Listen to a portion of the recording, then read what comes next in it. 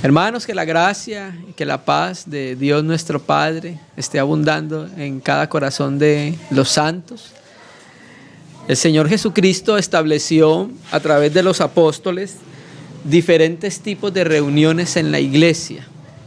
Y una de ese tipo de reuniones que el Señor estableció es una reunión donde se comparta la palabra de Dios. Sabemos que Dios ha dado dones a la iglesia para que esos dones sean utilizados en pos de la edificación de la casa de Dios, cada uno de los dones que el Señor ha dado. Y también el Señor ha establecido en las reuniones a través de la palabra que haya una reunión donde estemos predicando la palabra, donde cada uno de nosotros seamos expuestos a lo que dice la Biblia. La palabra tiene un poder de limpiar. El Señor Jesucristo le dijo a los discípulos la noche que estuvo con ellos, que fue entregado, que se ciñó con una toalla, hizo el servicio de un siervo, de un esclavo, lavó los pies de los discípulos y les dijo: ya vosotros estáis limpios. Y 2 capítulos más adelante, en Juan 15, le dice: ya vosotros estáis limpios por la palabra que os he hablado. Entonces la palabra tiene un poder de limpiarnos y tiene un poder de santificarnos. Y es sano, es bíblico y es una dirección del Espíritu Santo en que los cristianos estemos expuestos constantemente a la palabra. Eso lo entendemos desde el punto de vista tanto del Antiguo Testamento como del Nuevo Testamento. En la economía veterotestamentaria vemos a Esdras, vemos a todos los levitas dando a conocer la palabra, explicando lo que decía la ley. Eso lo pueden leer claramente en Esdras 8. ¿Sí? Y se tomaban el tiempo necesario para poder dar a conocer la palabra. Los días jueves estamos tratando una serie que se llama Un comentario a la epístola de los Gálatas. Hoy sería la reunión número 25. Y el día de hoy vamos a tratar un tema muy importante a la cual el apóstol Pablo llega en la perícopa que vamos a tratar el día de hoy. Es una perícopa y unos versículos que tienen un alto contenido teológico que es necesario que nosotros como cristianos lo percibamos, ¿sí? La perícopa que vamos a ver en el día de hoy es Gálatas 5, desde el versículo 19 hasta el versículo 21. Pero quiero leer primero desde el verso 16 que lo leímos en la reunión anterior. Digo pues, andad en el Espíritu y no satisfagáis los deseos de la carne. Porque el deseo de la carne es contra el Espíritu y el del Espíritu es contra la carne, y estos se oponen entre sí para que no hagáis lo que queréis. Pero si sois guiados por el Espíritu, no estás bajo la ley. Ya dijimos nosotros que en el verso 16 dice que cuando andamos el Espíritu, una mejor traducción es: y así andando en el Espíritu, no satisfaceremos los malos deseos carnales, como traduce la Biblia Reina y Valera actualizada. Recuerde que el apóstol Pablo, la razón de la epístola, que ya la vimos en la primera y segunda reunión cuando vimos la introducción, la razón de la epístola es que los judaizantes se habían introducido a las iglesias que el apóstol Pablo había plantado y edificado en Galacia. Entonces, como Galacia es una región, tenía varias ciudades, y en esas varias ciudades Pablo había edificado muchas iglesias. Naturalmente la habías edificado colocándole el fundamento como Jesucristo. Pablo les mostró lo mismo que le dijo a Pedro en Gálatas 2:15, 2:16, que la salvación se obtiene única y exclusivamente por la fe. Somos salvos por gracia, pero el instrumento para tomar la salvación es la fe, ¿cierto? Empezó entonces a exhortar a los hermanos en Galacia y al mismo tiempo a exponer las obras de los judaizantes. Ya vimos el capítulo 1, como Pablo nos dice que hay un falso evangelio que estaban predicando los judaizantes. ¿Cuál era el falso evangelio? Una salvación basada en las obras, una justificación basada en las obras. Pero Pablo entra a decir que el que predique otro evangelio, ese falso, sea maldito, sea anatema. Así empieza el apóstol Pablo, ¿cierto? Luego empieza a mostrar la autoridad apostólica que él tiene, porque el Señor se le apareció a él en resurrección. Luego muestra cómo se reunió con los 12, luego muestra cómo los 12 le dieron la diestra en señal de compañerismo, y ya en el capítulo 3 empieza a introducirnos la obra del Espíritu Santo. Y empieza diciéndole: Gálatas insensatos, ¿quién los hechizó? Evascanio, ¿quién los encantó? para no obedecer a la verdad, porque Pablo les predicó a ellos a Jesucristo como crucificado, que es la base de la obra de la salvación de todos los hombres, ¿cierto? Luego entonces empieza a decirle, ustedes reciben el Espíritu por la obra de la ley o por la fe, recuérdenlo. Estaba llevando a los Gálatas a que recordaran cómo recibieron el Espíritu hacía mucho tiempo cuando Pablo les había predicado el Evangelio. Luego empieza ya Pablo propiamente a entrar en las obras de la ley, hasta que llega al capítulo 3:10 y dice que maldito el que no perseverara en todas las cosas escritas en el libro de la ley, para hacerlas y cumplirlas. Entonces quedan expuestos los Gálatas como aquellos que los judaizantes, como aquellos que nunca van a cumplir la ley, ¿cierto? Y si ofenden la ley en un punto, se hagan transgresor de todos los puntos de la ley, ¿cierto? Luego el apóstol Pablo empieza a utilizar una figura para mostrar de que el propósito de la ley no era declarar justo a nadie, sino que era transitoria para poder llevar los hombres a Jesucristo, ¿cierto? Entonces Pablo utiliza esta palabra. La ley ha sido nuestro ayo. ¿Qué es ayo? Pedagogo. Ha sido nuestro instructor para llevarnos a alguien más. El propósito de la ley era mostrarle al hombre cuán pecaminoso era. Y cuando el hombre se diera cuenta de lo pecaminoso que era, entonces ¿qué? Se acercaba a Jesús, el Hijo de Dios, el único que lo podía limpiar. Luego en el capítulo 4 utiliza otra figura que es el de los curadores y los administradores, ¿cierto? Hasta que llega al capítulo 4 donde nos habla de la alegoría de Sara y Agar. Y empieza a decirle entonces a los Gálatas que ellos son hijos de la Jerusalén celestial, que están en libertad, que la ley produce esclavitud y utiliza una figura para eso, Agar, hablando de los hijos que nacen en esclavitud. Luego entonces en el capítulo 5 nos dice en el primer verso que Cristo nos hizo libre y deberíamos mantenernos firmes en la libertad con que Cristo nos hizo libre, ¿cierto? Para no someternos a yugo de esclavitud, en este caso los rudimentos del mundo y la ley, ¿cierto? Aunque la ley no se dio para salvar, la ley se dio para exponer cómo era la naturaleza del hombre, ¿cierto? Entonces llegamos a un punto importante, que es el capítulo 5, versículo 19. Antes de leer el capítulo 5, versículo 19, nosotros tenemos que establecer un principio. Vamos a Génesis, capítulo 6, versículo 3. Antes de que pasemos entonces a la perícopa que nos corresponde el día de hoy. Recuerde que Dios crea a Adán de la Adama, del polvo de la tierra roja. Cuando el hombre fue creado, Dios insufló en sus narices Nishma Ayin, alientos de vida. El hombre se volvió un ser viviente, como dice la Biblia textual.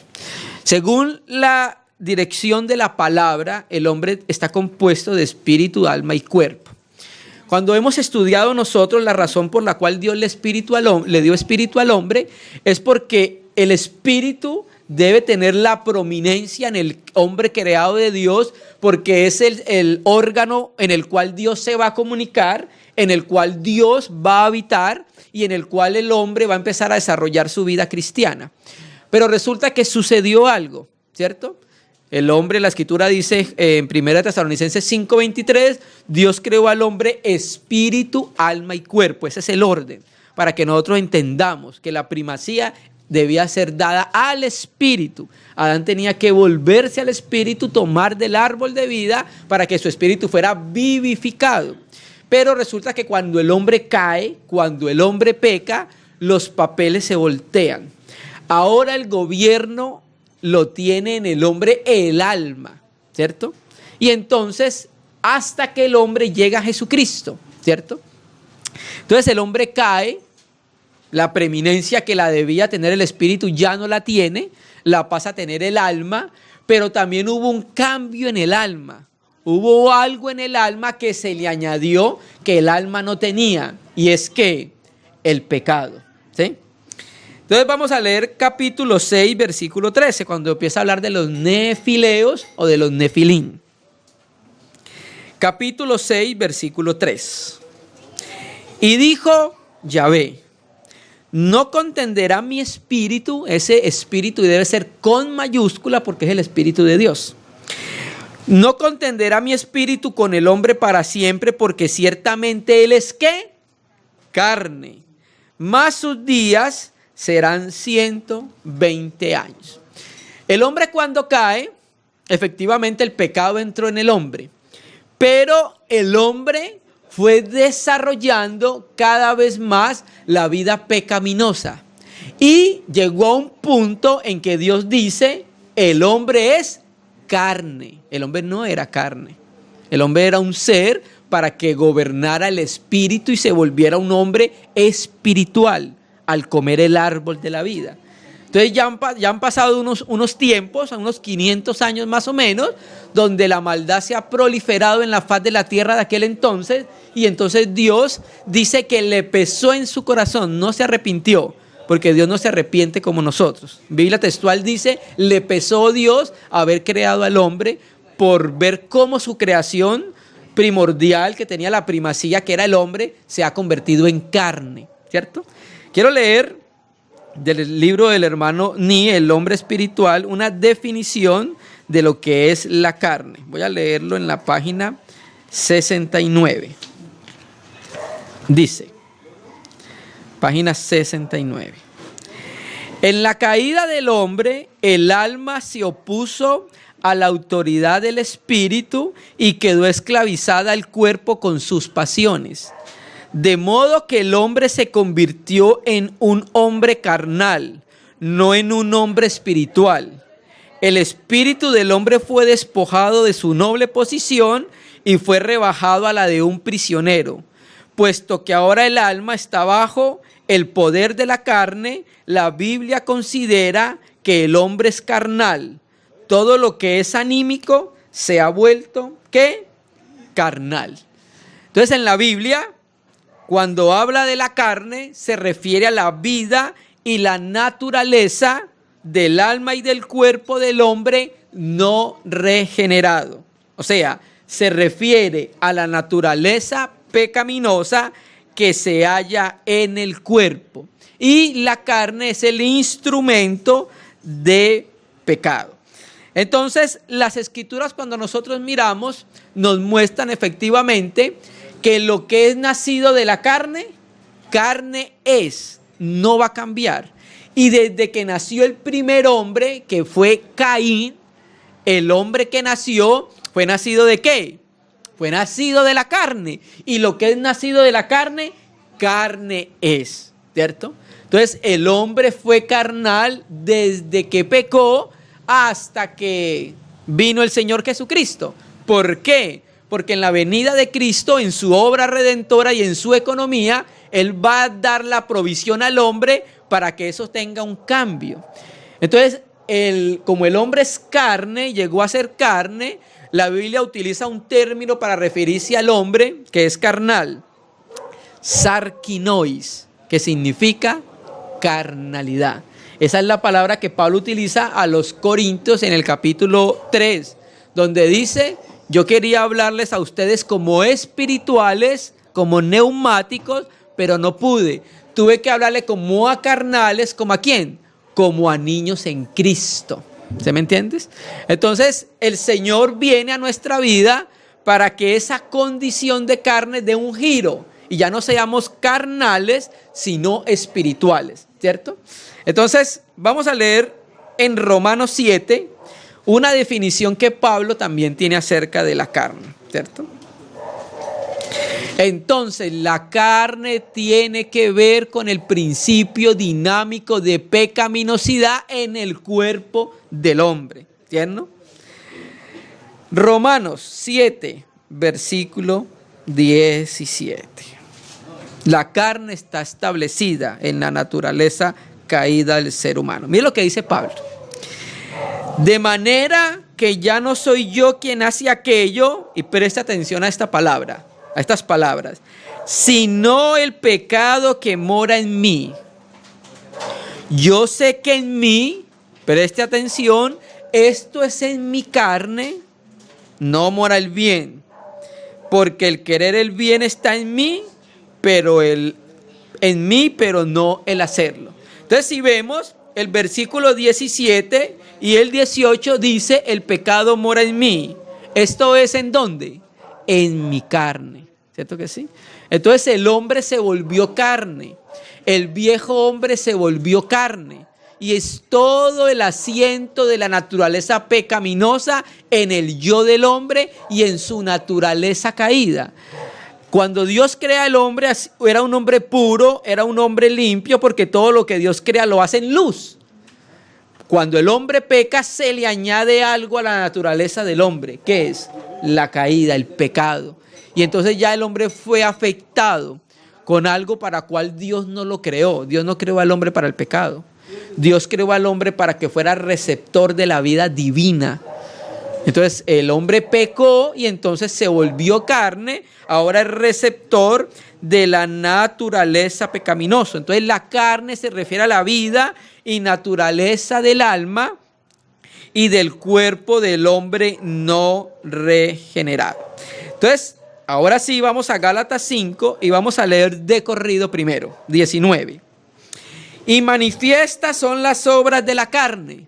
Ya Pablo llega a este aspecto para que los hermanos en Galacia, las iglesias en Galacia, reconocieran cómo eran las obras de los judaizantes. ¿Por qué? Porque los judaizantes no habían recibido el Espíritu. Los judaizantes no eran espirituales. Entonces, como no eran espirituales y no habían recibido el Espíritu, había una evidencia en la vida de ellos. Y Pablo entonces va a enumerar las obras de la carne para que los hermanos en Galacia las identifiquen y se den cuenta que los judaizantes son sarquinois, son carnales. Y manifiestas son las obras de la carne, que son adulterio, fornicación, inmundicia, laxivia, idolatría, hechicerías, enemistades, pleitos, celos, iras, contiendas, disensiones, herejías, envidias, homicidios, borracheras y orgías y cosas semejantes a estas. ¿Sí? Nuevamente, el hermano Ni, en la página 88, va a hablar y define estos aspectos que leímos nosotros de la carne. Él va a decir que existen 5 grupos acá en esta división. Se pueden dividir estas obras de la carne en 5 grupos. Pecados que manchan el cuerpo, tales como la inmoralidad, la impureza, el libertinaje. 2, pecados como las comunicaciones sobrenaturales pecaminosas con las fuerzas satánicas, tales como la idolatría y la brujería. 3, temperamento pecaminoso y sus peculiaridades, tales como la enemistad, la contienda, los celos y la iras. 4, sectas y bandos religiosos, tales como el egoísmo, las disensiones, el espíritu partidista y la envidia. Y 5, laxivia, tales como la embriaguez y las orgías. Cada una de estas es fácilmente observable. Los que las hacen son de la carne, ¿cierto? Entonces, muchas tendencias pecaminosas se expresan por medio del cuerpo y se expresan por medio de una mente que todavía no ha sido regenerada. Entonces, vamos a considerar las obras de la carne. La Biblia textual traduce: y evidentes son las obras de la carne. La Bover Cantera traduce: y son patentes las obras de la carne. Entonces aquí Pablo va a poner de manifiesto la acción de la carne y detalla las obras que ésta expresan. ¿Para qué nos sirve esto a nosotros? Para identificar y para que cuando las identifiquemos no participemos de ellas. Y si estamos participando de alguna de ellas, nos volvemos al Señor. Porque nosotros somos llamados a reflejar no las manifestaciones de Adán. Ya mucho tiempo las reflejamos cuando vivimos sin Cristo. Ahora es un tiempo para dar a conocer otro tipo de obra, ¿sí? No las manifestaciones de las obras de la carne. Esto que Pablo va a decir acá no son las únicas. Apenas unas cuantas. Porque hay muchos más pasajes en la Biblia donde Pablo manifiesta muchísimas más, ¿cierto? Estas son solo las que necesitan la iglesia en Galacia en su momento para reconocer.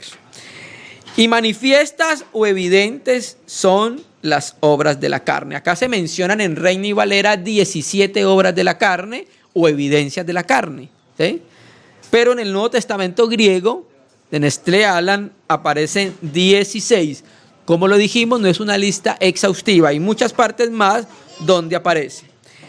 Y evidentes son las obras de la carne que son, las cuales son. O sea, va a empezar entonces a enumerar cuáles son para que nosotros las identifiquemos y los hermanos en Galacia en su momento pudieran identificarlas.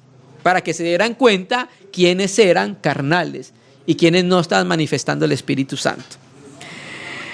Primero, fornicación, la porneia, ¿cierto? La fornicación comprende todo aquello que es reprochable y pecaminoso en sobremanera en lo relacionado con las relaciones sexuales.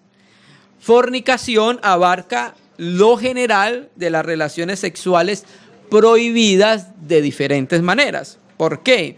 Porque existe como fornicación la prostitución, es una forma de fornicación, el adulterio, cuando alguien que está casado y se acuesta con otra persona, esto es una fornicación que se llama adulterio, ¿cierto que sí? Las relaciones sexuales antes del matrimonio, la sodomía, ¿cierto que sí? También está incluido en lo que es fornicación, que eran prácticas habituales en el Imperio Greco-Romano, ¿cierto? Y como era el pan de cada día, estos hermanos se volvieron a Jesucristo. Ahora entonces el apóstol Pablo les va a mostrar a ellos que cuáles son las evidencias de un cristiano, de una persona que está en la carne. Y efectivamente una de las primeras que empieza a tratar Pablo es fornicación, precisamente es por el contexto en el cual vivían los hermanos en Galacia.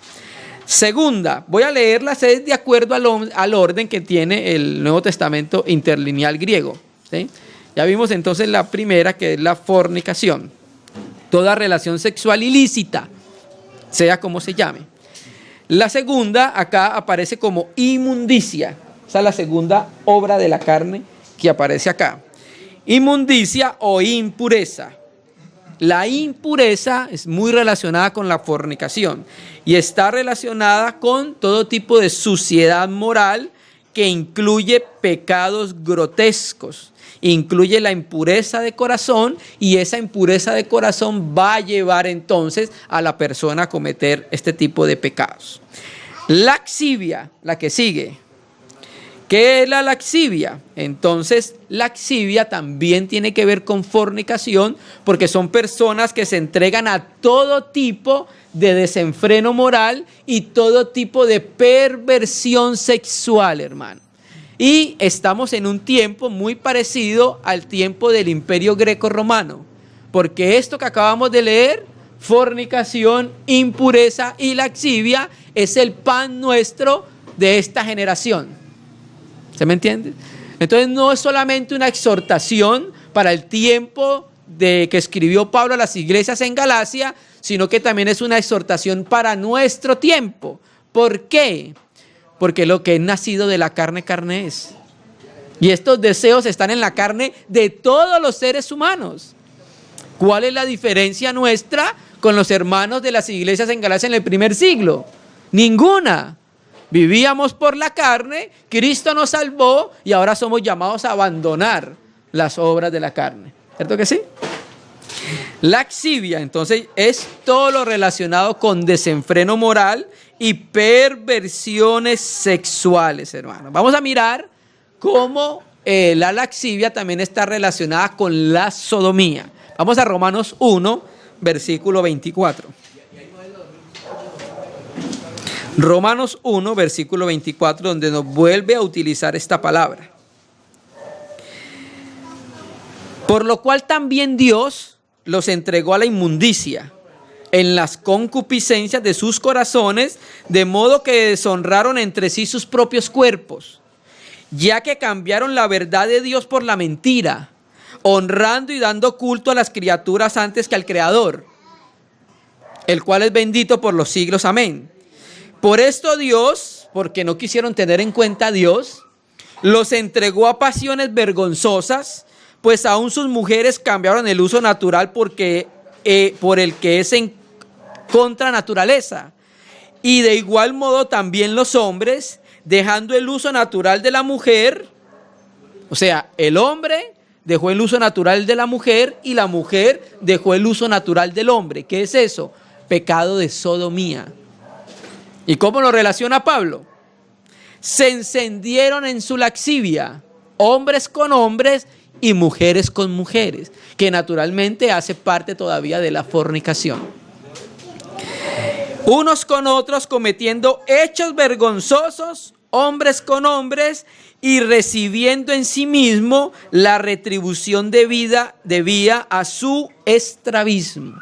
Entonces, muchas veces las enfermedades de algunas personas es paga por el estrabismo sexual que tienen, porque no hay pureza sexual, hermano, y la pureza sexual la da el Espíritu Santo. Cuando un cristiano, en lo que leímos de Gálatas, versos anteriores 16, anda en el Espíritu, va a ser una persona pura sexualmente, porque va a entender el principio de la sexualidad. Dios dio la sexualidad legítimamente solamente en el contexto del matrimonio. Fuera de ahí es ilegítimo, hermanos. Pedro, el apóstol, también vuelve a hablar de este mismo pecado y lo vuelve a relacionar con la sodomía. Segunda de Pedro, capítulo 2, versículo 18. Entonces Pedro relaciona la lascivia con la conducta perversa, desvergonzada de aquellos habitantes que vivían en Sodoma y Gomorra, que no se diferencia mucho de los tiempos en los cuales hoy estamos entrando nosotros. Segunda de Pedro 2:18, pues hablando palabras infladas y vanas, seducen con sus concupiscencias de la carne y disoluciones. Esta palabra disoluciones es la misma palabra griega que se traduce en Gálatas 5:19, laxivias, a los que verdaderamente habían huido de los que viven en el error. En el contexto entonces lo está relacionando con los habitantes de Sodoma y Gomorra. Entonces vimos que las obras de la carne, ya vimos que es fornicación, inmundicia y laxivia. Entonces, cuando nosotros vemos esas manifestaciones, podemos catalogar que X o Y persona está ¿en dónde? En la carne. Está viviendo en el poder de la carne. Y el poder de la carne hace entonces que las personas manifiesten esas obras, ¿cierto? Volvamos a Gálatas 5, versículo 20. Gálatas 5, versículo 20. Sigue acá.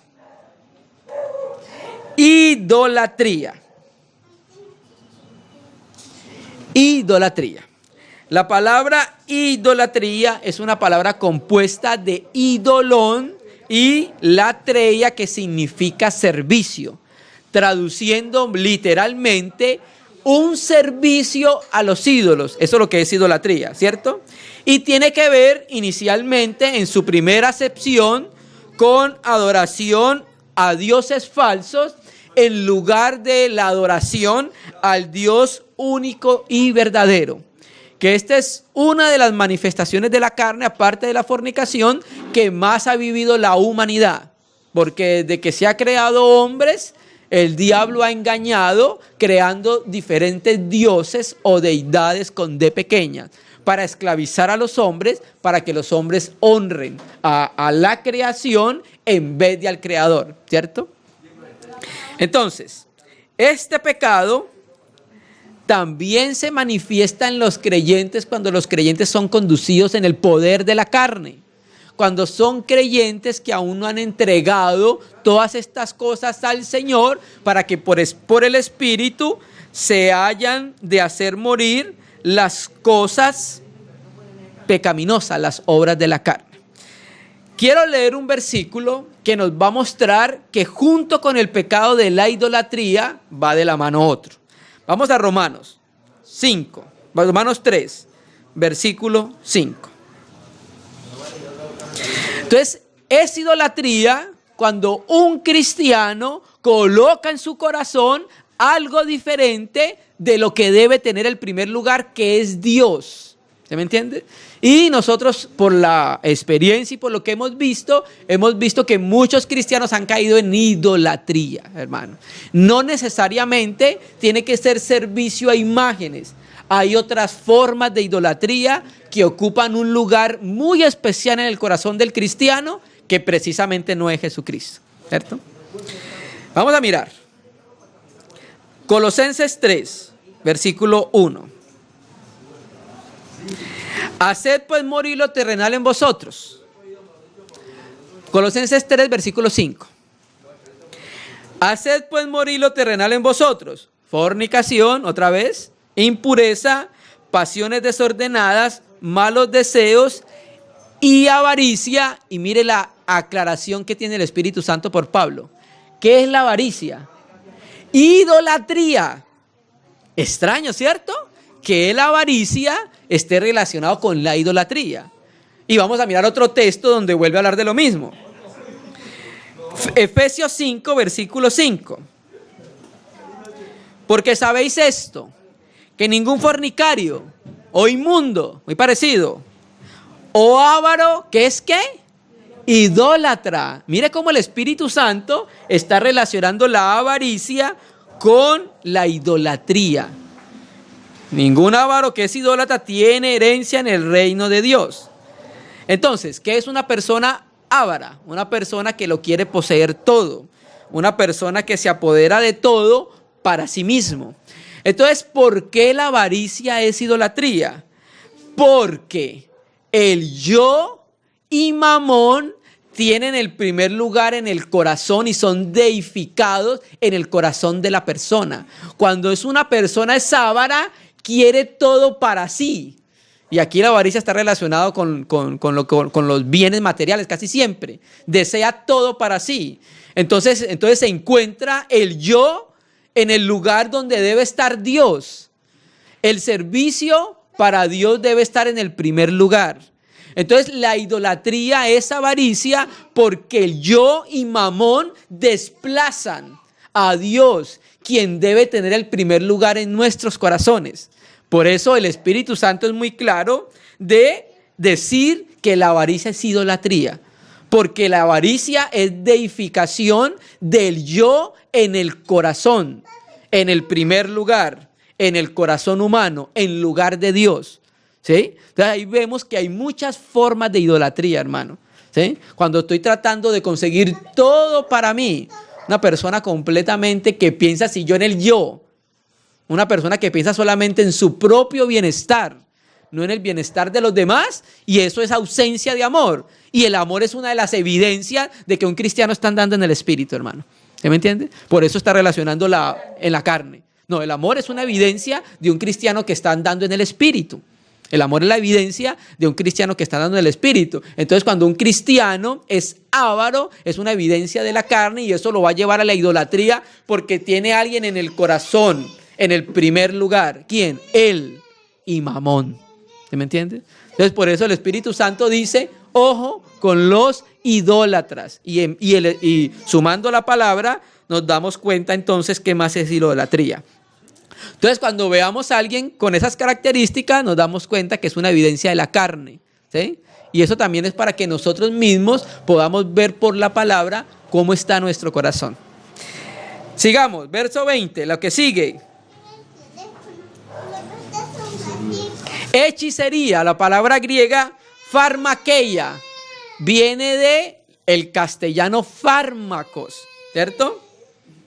Y en los días del apóstol Pablo, muchas prácticas rituales de los idólatras iban acompañadas de la ingestión de alucinógenos, ¿cierto? La hechicería, acá en este aspecto que estamos hablando, tiene que ver entonces con lo que antiguamente se conocía como fármacos, que no era nada más que mezclas de algunas hierbas para que las personas pudieran entrar en trance y pudieran comunicarse con algunos espíritus. Esa era la connotación que tenía en su momento.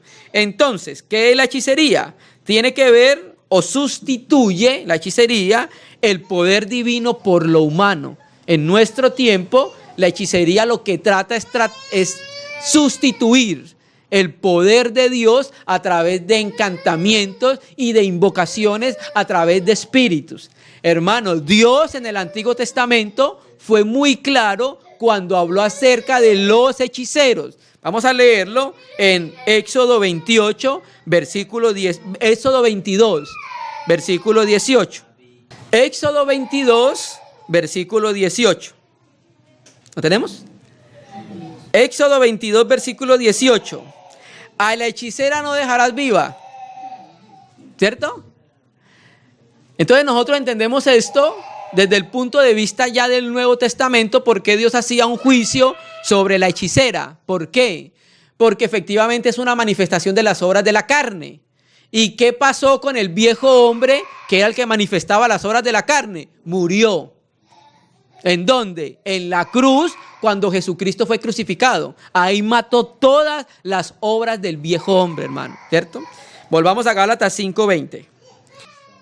Otra manifestación de las obras de la carne, del viejo hombre, del poder del pecado. Preste atención a esta, hermanos, porque pulula en la iglesia. Enemistades. ¿Qué es lo que hace la enemistad en la vida de la iglesia? Destruye la unidad en el cuerpo de Cristo. Eso es lo que hace la enemistad y por eso es muy peligrosa. Y es una expresión natural del viejo hombre, hermano, ¿cierto? ¿Qué es entonces la enemistad?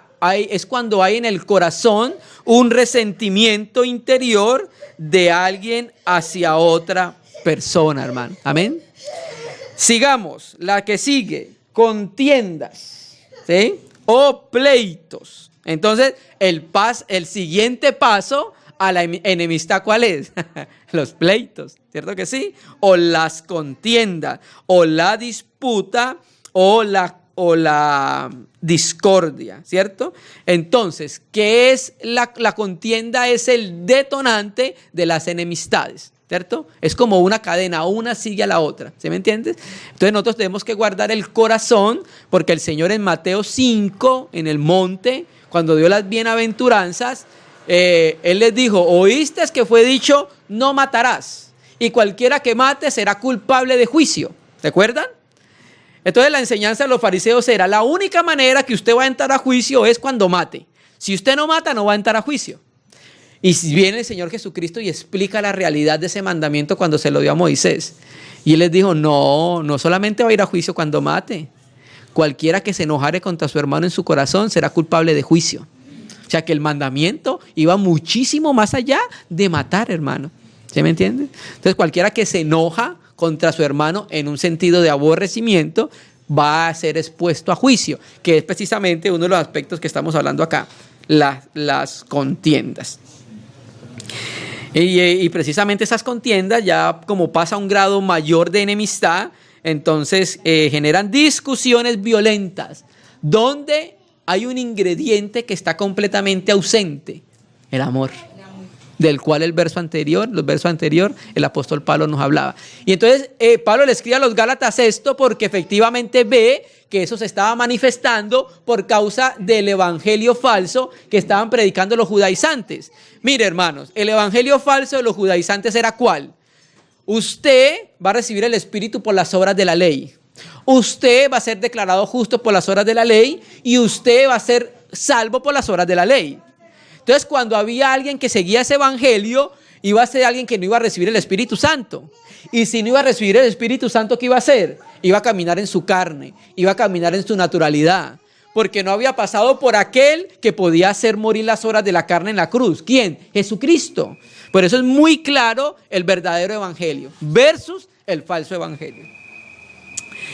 Celos, el que sigue ahí, ¿cierto? Celos.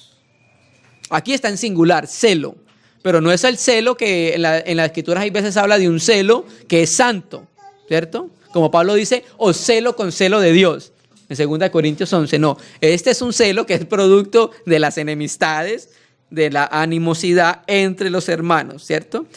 Celos es cuando se toma partido por algo buscando confrontación con otros que no los reconocen de la misma manera de lo que la persona está viendo. Entonces, cuando hay celos de una persona hacia otra, es porque la persona reconoce en la otra persona algo que él quisiera tener en el interior.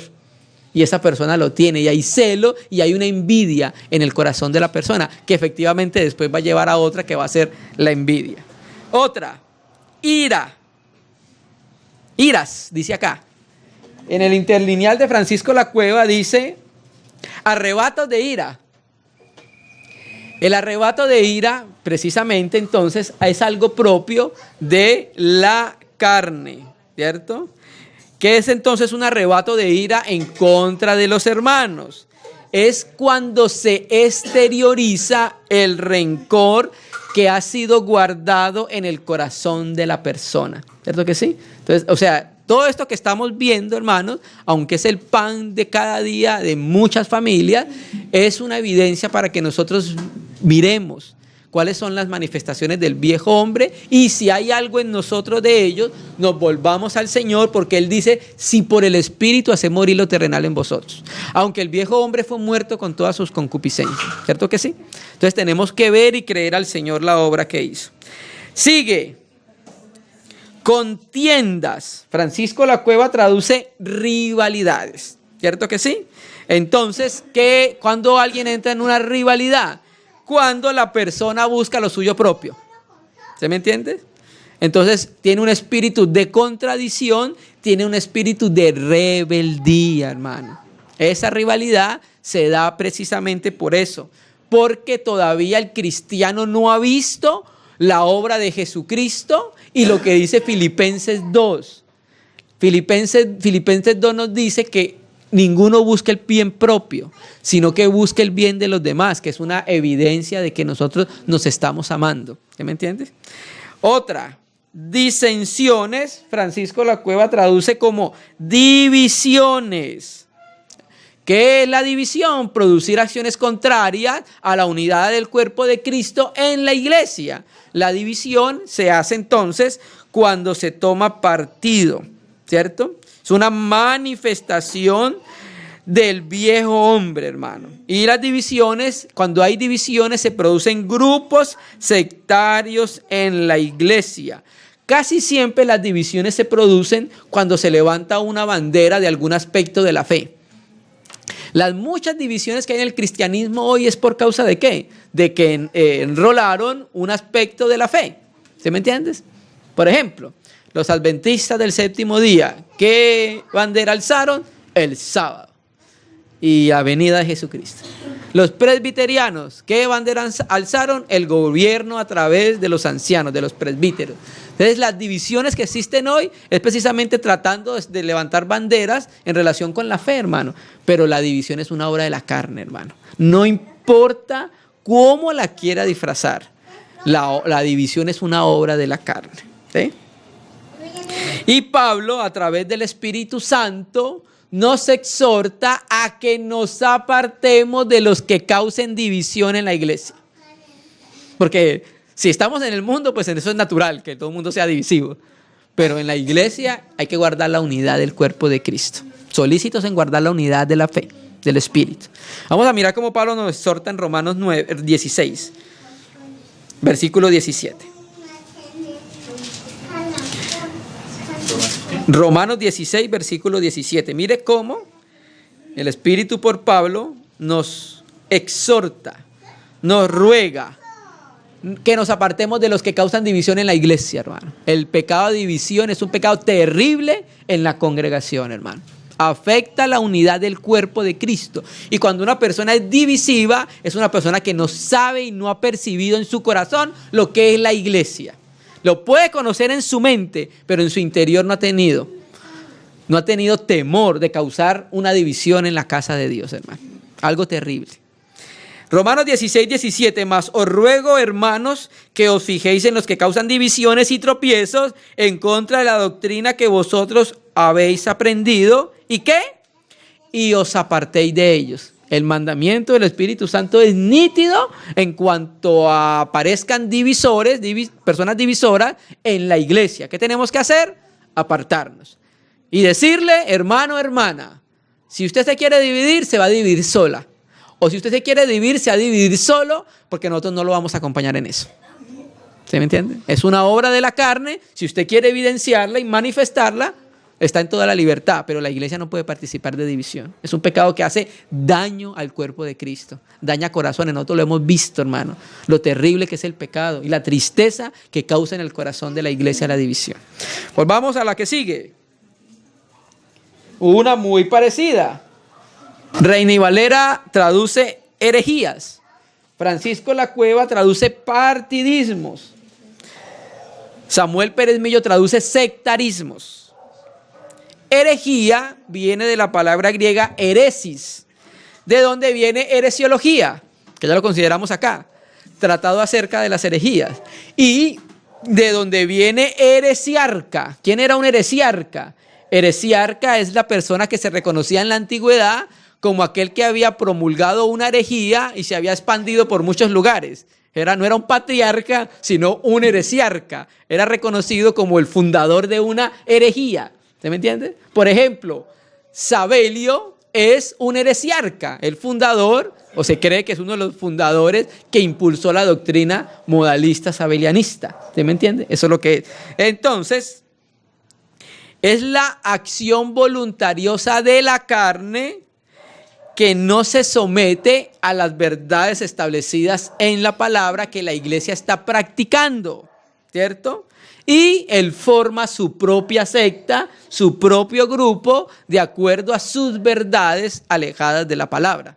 Y lo más terrible del asunto es que utilizan la misma palabra para abanderar sus herejías, hermano, que es lo más terrible, ¿cierto que sí? Gracias a Dios, entonces, estamos en un tiempo donde ya hay estudios académicos y científicos de la Biblia, hay una muy buena hermenéutica y exégesis para que nosotros podamos probar y pesar todas estas herejías que hay en nuestro entorno. Entonces, la herejía es una manifestación de las obras de la carne. Amén. Y atenta también, entonces, contra la unidad del cuerpo de Cristo y con la comunión de los hermanos. Aquí nosotros entonces tenemos ya cómo poder identificar un cristiano que es carnal. 21. Viene envidias, ¿cierto? Luego de envidias aparecen, Reina y Valera, 60 homicidios. Pero es una de las variaciones que están en los manuscritos griegos donde homicidios no aparece. Aparecen los manuscritos posteriores. Envidias. Entonces, ¿qué es la envidia? Es el sentimiento de disgusto producido en una persona ante la prosperidad de otra persona. ¿Sí me entiendes? Es el desagrado de una persona contra su prójimo por causa de lo que tiene.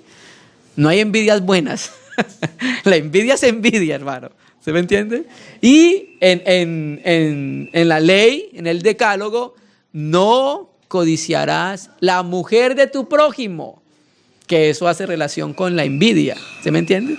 Entonces es tratar de desear, alcanzar posesiones o otras cosas que tiene otra persona que él desearía que fueran de él. Y en la iglesia muchas divisiones se dan por envidia. ¿Por qué? Porque hay hermanos que Dios les dio un trabajo, hermanos que han visto al Señor, y entonces cuando ven el resultado de esa obra de Dios, los hermanos que no son espirituales, que no han sido trabajados por el Señor porque no quisieron, quieren tener la posición que Dios le dio al hermano o a la hermana, y su corazón se llena de envidia. ¿Por qué siempre el hermano? Nosotros estuvimos en una localidad donde había un hermano que los hermanos lo querían mucho. Y siempre lo invitaban, y siempre lo llamaban, y siempre era con él. Entonces, en algunos hermanos empezó a haber envidia por eso. Porque siempre lo llaman a él. Porque siempre él y no yo. ¿Sí me entiende? Entonces, procuraba tener lo que el hermano tenía, pero de una manera deshonesta. Si quiere también ser así, busca al Señor. Que cuando busca al Señor y hay un testimonio en el corazón de la iglesia va a decir, venga usted también para acá. ¿Cierto? Pero como no lo puede lograr por la vía que es corriendo legítimamente la carrera, entonces se llena su corazón de envidia, hermano. Hermano, y esto es algo propio del corazón del hombre. Lo que es nacido de la carne, carne es. ¿Cierto? Tenemos que acercarnos a la obra de la cruz para que estas cosas sean tratadas. Sigue, borrachera. ¿Qué es esto? Algo que nosotros vemos muy constante en nuestro diario vivir, vemos eso cada rato. Entonces, ¿qué es la borrachera? Es una persona que vive completamente en relación con la ingestión de bebidas alcohólicas. Un exceso pecaminoso que lo lleva constantemente a beber y a estar ebrio, y es la persona que mantiene fuera de sí y esclavizado por el alcohol. Eso es una persona alcohólica, y efectivamente eso es una de las maneras que el diablo quiere esclavizar al hombre. Estas obras de la carne que hemos leído es una manera en la cual el diablo esclaviza al hombre. Es una manera en la cual el diablo genera todo tipo de problemas en la humanidad. Guerras han suscitado por estas obras de la carne, hermano. Muchas guerras en el mundo se han dado por envidia, por aborrecimiento, por celos, por muchas cosas de esas. Y muchas veces hay guerras en el corazón de la iglesia por la manifestación del viejo hombre, hermano. Entonces la borrachera es una persona que depende completamente, no del Señor, sino de la bebida. ¿Sí? La que sigue, orgía. Esta palabra orgía habla de las personas que se entregan a la práctica del pecado en más alto grado, que tiene que ver casi siempre con la bebida, por eso la ponen atrás, ¿cierto? Como ocurría en las fiestas idólatras paganas en los tiempos del apóstol Pablo, incluso en los tiempos anteriores. Casi siempre las adoraciones a otros dioses iban acompañados de borracheras, hermano, casi siempre, ¿cierto? Y detrás de esas borracheras después iban orgías que hacían algunas sacerdotisas que lo hacían, ¿cierto? Esta palabra orgía, borrachera, está relacionado siempre con orgía. Aparece en este texto que acabamos de leer, aparece en Romanos 13:13, pero en Romanos 13:13, en Reina y Valera 60 aparece como glotonería, pero es la misma palabra griega. Y en Primera de Pedro 4:3 aparece como concupiscencia, pero es la misma palabra, borrachera. Entonces la orgía y la borrachera van de la mano, ¿cierto? Orgía, pecados sexuales desenfrenados, ¿cierto?, que van acompañados de las borracheras. Todo esto que acabamos de leer son evidencias del viejo hombre, ¿sí? Son evidencias de que una persona está andando completamente en la carne. ¿Listo? De pronto, digamos, algún hermano de los que estamos acá, alguno de los hermanos del cuerpo de Cristo, no practica eso, y eso está bien, porque quiere decir que ha ido avanzando en la fe, que las obras del viejo hombre han ido muriendo. Pero hay algunas más que el apóstol Pablo no menciona acá.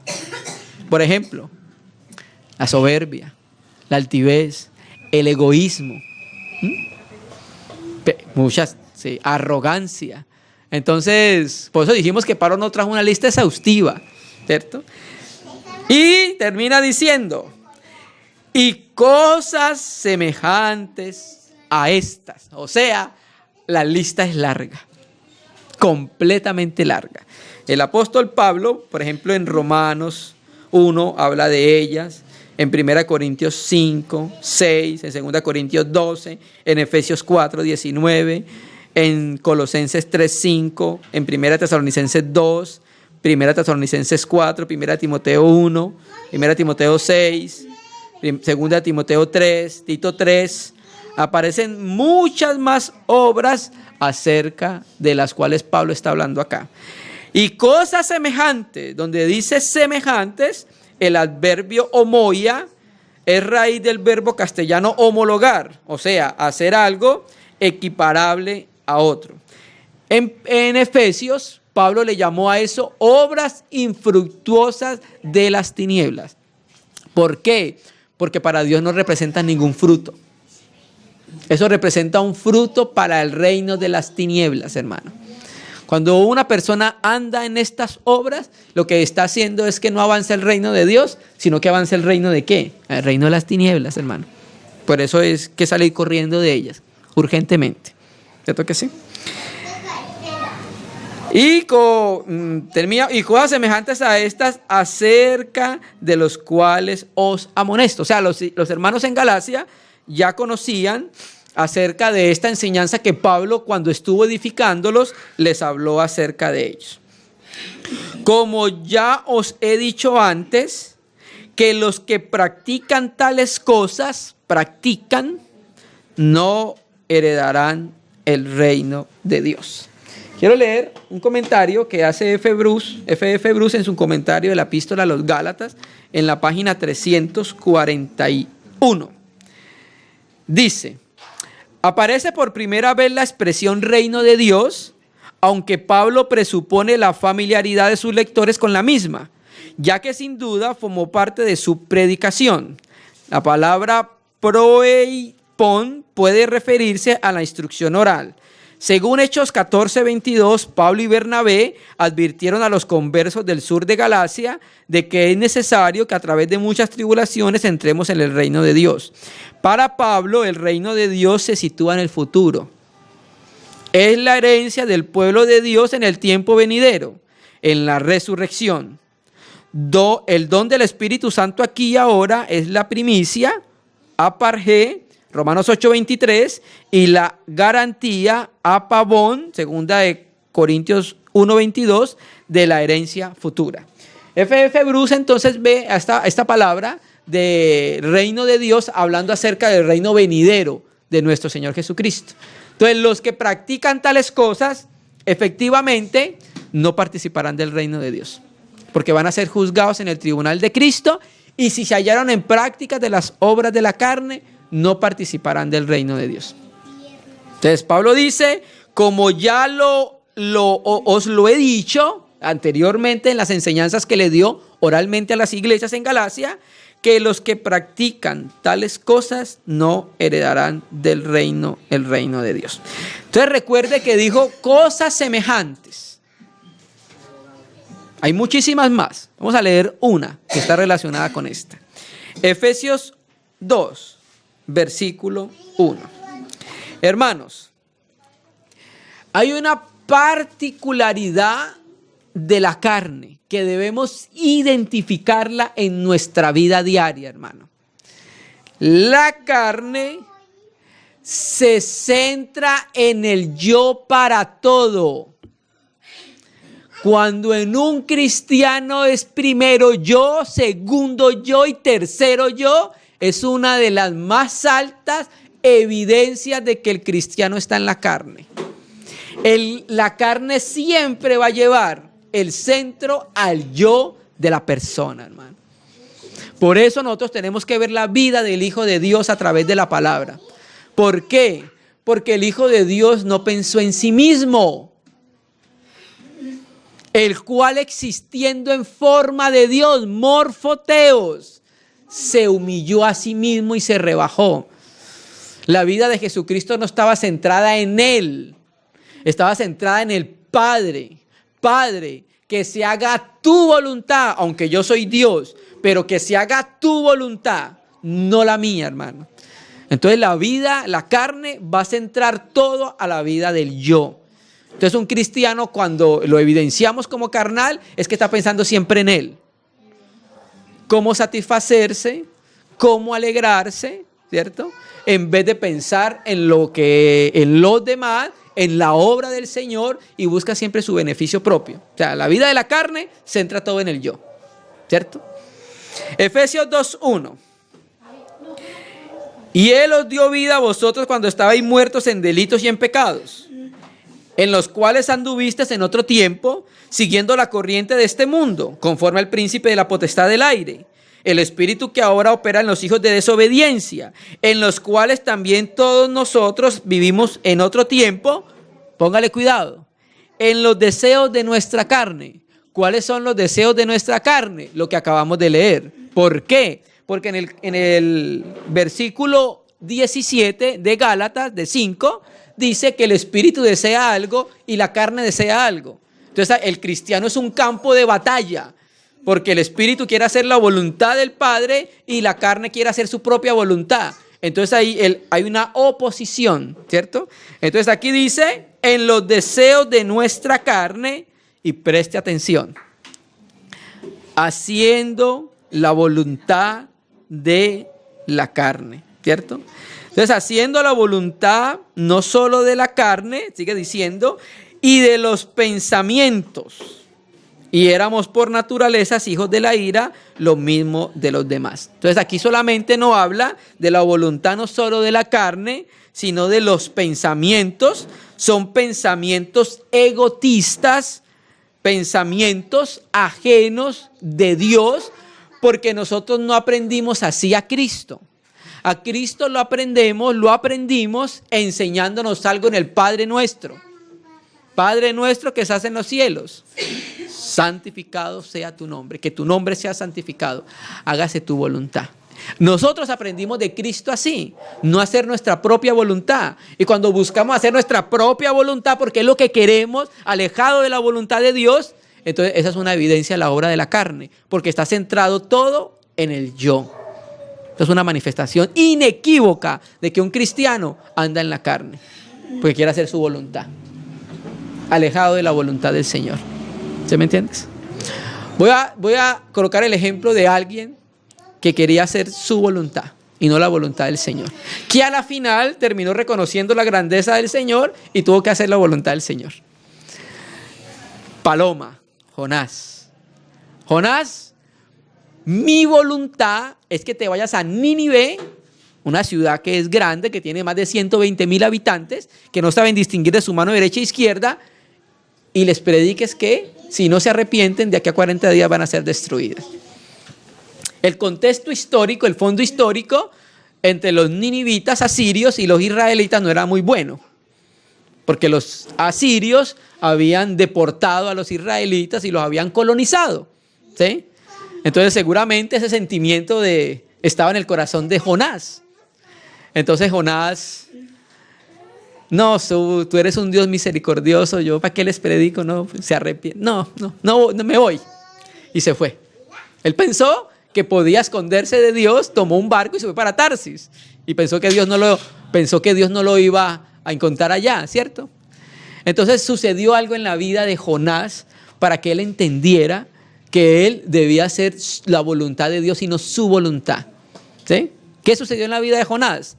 Pasó por muerte. ¿A qué nos referimos cuando decimos pasó por muerte? Estamos hablando de una manera tipológica. ¿Qué significa? Que estuvo en el vientre del pez 3 días con sus 3 noches. ¿Por qué digo entonces pasó por muerte? Porque es una figura de lo que hizo el Hijo de Dios. Que eso que hizo Jonás fue tipología de lo que hizo Cristo, que pasó por muerte. Entonces hay veces es necesario que pasemos por muerte cuando no queremos hacer la voluntad de Dios y queremos establecer nuestra propia voluntad, hermanos.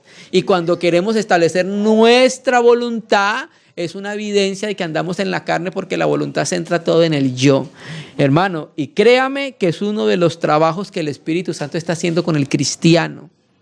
El viejo hombre ya murió en la cruz, pero el Espíritu Santo hoy nos está capacitando para negar el yo, hermano. Y hay veces, lastimosamente, tenemos que aprenderlos por experiencia.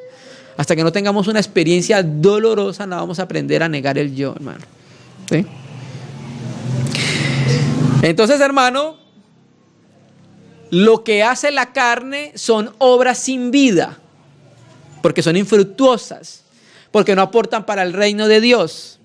Pero vamos a ver en la otra reunión que lo que hace el Espíritu son frutos de vida que sirven para la edificación de la casa de Dios, hermano, ¿sí? Entonces la carne es la expresión del viejo hombre, la naturaleza pecaminosa y caída que está en la naturaleza humana, hermano.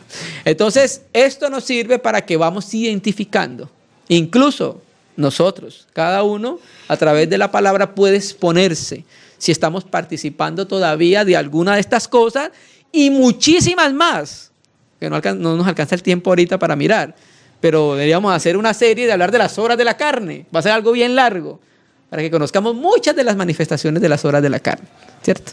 Y esto nos sirve entonces para percibir por el Espíritu, para no participar de aquello que aborrece Dios, porque la carne está en oposición al Señor, porque nunca la carne se va a someter al Señor, no puede, porque la carne tiene deseos pecaminosos. ¿Sí me entiendes? Nunca va a satisfacer la voluntad de Dios, hermano. Entonces vamos a orar al Señor, hermanos. Vamos a parar por ahora. Vamos a agradecer al Señor que pudimos conocer este aspecto, Dios mediante. En la otra reunión, entonces, como ya vimos la evidencia de la carne, entonces vamos a mirar lo que la Escritura sigue diciendo Pablo acerca del fruto del Espíritu. Que el fruto entonces caracteriza los cristianos neumáticos, espirituales, hermano. Que es en lo cual queremos introducirlo nosotros, ¿cierto que sí? Amén. Vamos a orar al Señor, hermano, vamos a agradecer.